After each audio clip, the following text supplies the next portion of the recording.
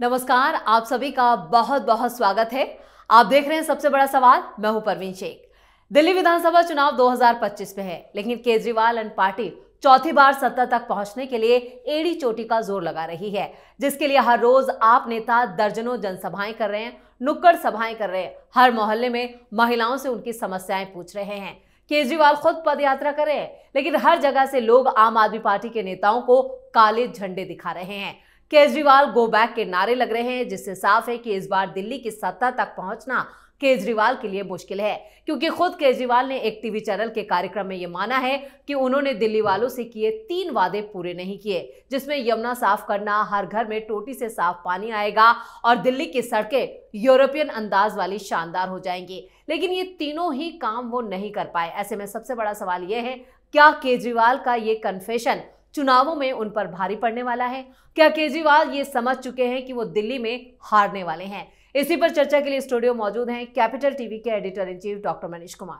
Doctor साहब, आपका बहुत बहुत स्वागत है। धन्यवाद। क्या है सर इसके पीछे, जिस तरह से उन्होंने खुद एक चैनल पर आकर ये माना है कि उन्होंने दिल्ली वालों के लिए जो काम करने थे वो नहीं किए? देखिए, एक तो उनको समझ में आ रहा है कि इस बार प्रचंड रूप से एंटी इनकम्बेंसी है, तो कुछ बातें मान लो, कुछ बातें मान लो।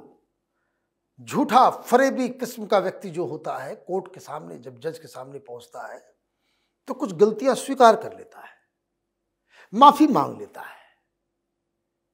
लेकिन सवाल तो दूसरा है कि तुमने आज तक जो जो वादे किए उसमें कौन सा पूरा किया? कोई भी नहीं। ये फ्रीबीज नहीं चाहिए, ये काम नहीं है, ये घोषणाएं हैं। तुम्हारे पॉकेट से पैसे नहीं लगते, तुम्हारे घर से पैसा नहीं जाता, तुम्हें उससे कोई फर्क नहीं पड़ता। लेकिन सड़क बनाने में, इंफ्रास्ट्रक्चर डेवलप करने में काम करना पड़ता है। ऐसी क्या बात है Bangalore could turn into a digital hub? Infrastructure. हाँ, दिल्ली क्यों नहीं बन सकती वैसी?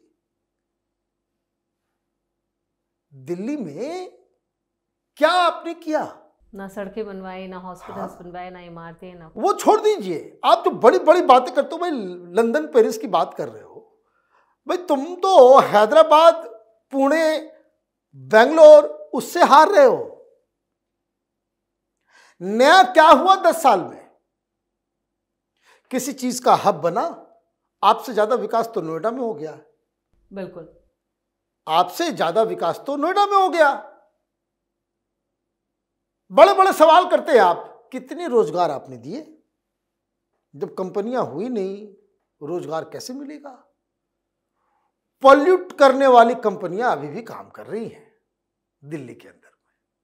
वही पुराने लालाजी वाला सब जो है वो भट्टी चल रहा है। सब कुछ पैसा देते रहो, अधिकारियों को माल खिलाते रहो और गंदगी फैलाते रहो।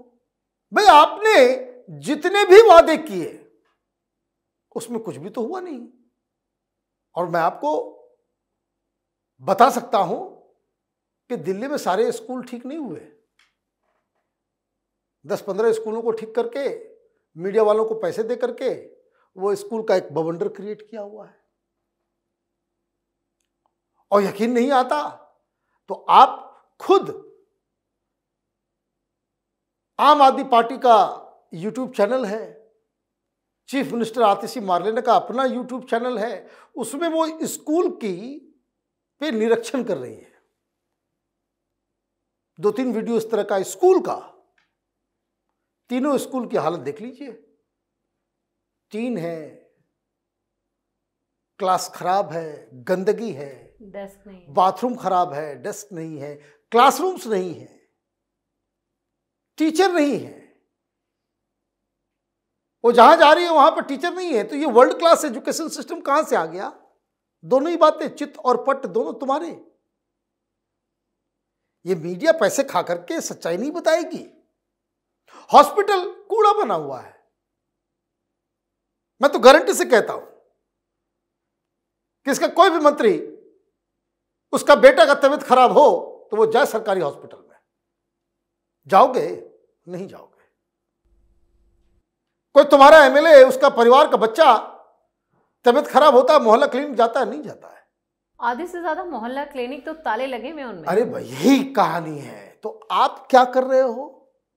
कूड़े के पहाड़ हट के क्या? बिल्कुल नहीं, बल्कि और बड़ा हो गया। हाँ, आप रोज उधर से जाती हैं जी।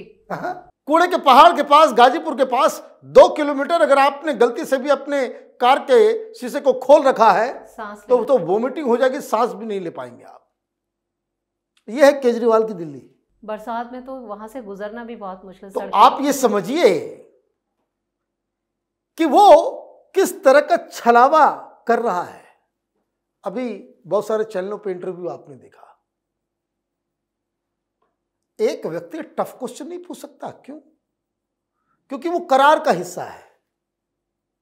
क्या आपको एडवर्टीजमेंट देंगे, हम कुछ भी करें, प्रेस कॉन्फ्रेंस वो आपको लाइव दिखाना है, इंटरव्यू लेना है, सवाल पहले दोगे, सवाल हम तय कर देंगे, 10 सवाल उसी पे पूछना है, उसके इधर उधर नहीं जाना है। बीबीसी वाले ने इधर उधर किया, कैमरा बंद करवा दिया गया, आपने देखा जी। तो ये सारी चीजें जो हो रही है, अब एंटी इनकम्बेंसी तो मालूम चल रहा है कि जहां जा रहा है वो डाउन डाउन डाउन डाउन, काला कपड़ा दिखाया जा रहा है, काला झंडा दिखाया जा रहा है, लोग तिरस्कार कर रहे हैं। तो आपने क्या किया? आपने कह दिया कि देखिए हम 3 वादे नहीं पूरे कर पाए, अब हमें जिताओ तो हम ये 3 काम करके देंगे।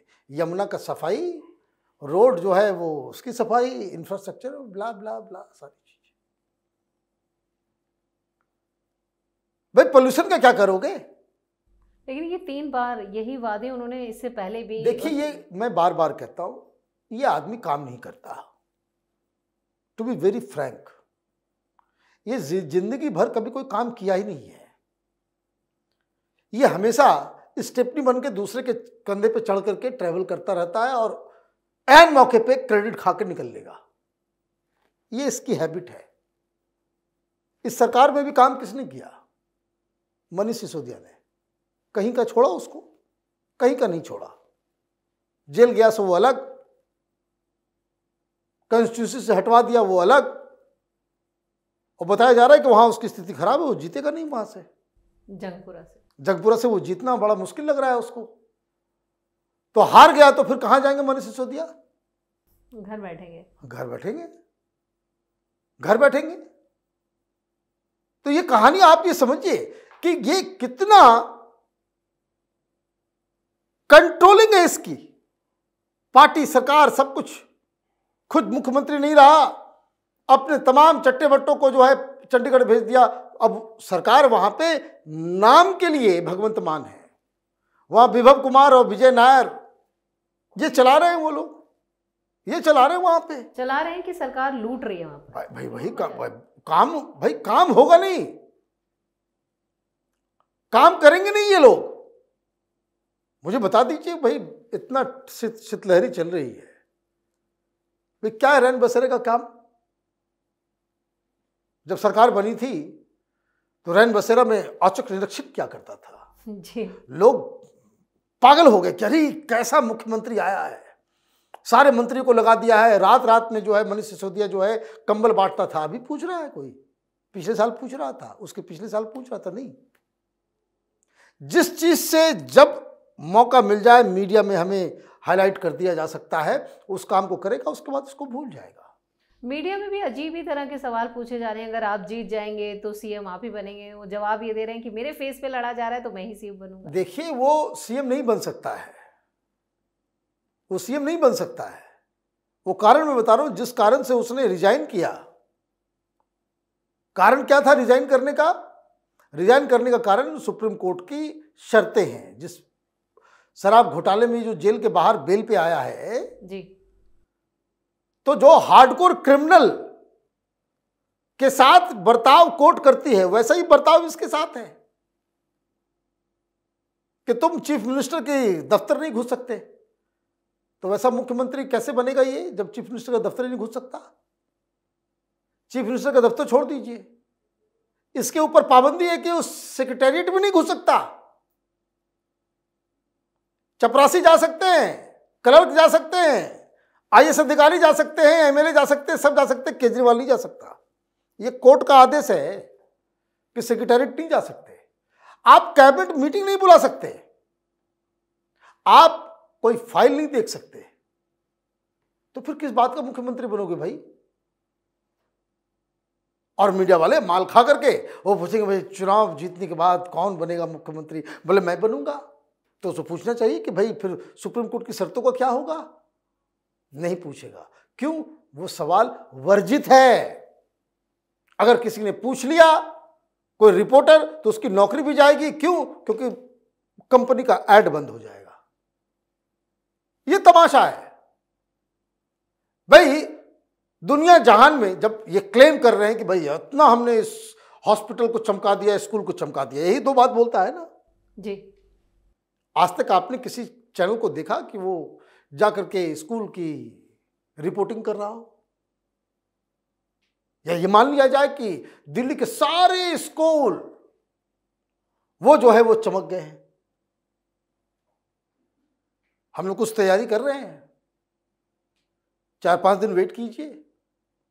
दिल्ली की ग्राउंड रिपोर्टिंग जो हकीकत है वो बाकी लोग नहीं करेंगे, वो कैपिटल टीवी ही करेगा, और इसकी शुरुआत हम लोग बहुत जल्द करने वाले हैं। इस तमाम जानकारी के लिए और सटीक विश्लेषण के लिए आपका बहुत बहुत धन्यवाद। धन्यवाद। तो दिल्ली को गटर बनाने वाले केजरीवाल ये मान चुके हैं कि उन्होंने लोगों के साथ धोखा किया है, फ्री की स्कीम के नाम पर जनता को जमकर लूटा है, लेकिन अब उनका वक्त पूरा हो गया है और उन्हें दिल्ली की सत्ता से जाना होगा, यानी यहाँ पर उनकी विदाई तय हो चुकी है। इस खास शो में इतना ही। वीडियो कैसा लगा कमेंट करके अपनी राय जरूर दें, वीडियो को लाइक करें, शेयर करें और कैपिटल टीवी को सब्सक्राइब जरूर करें। नमस्कार।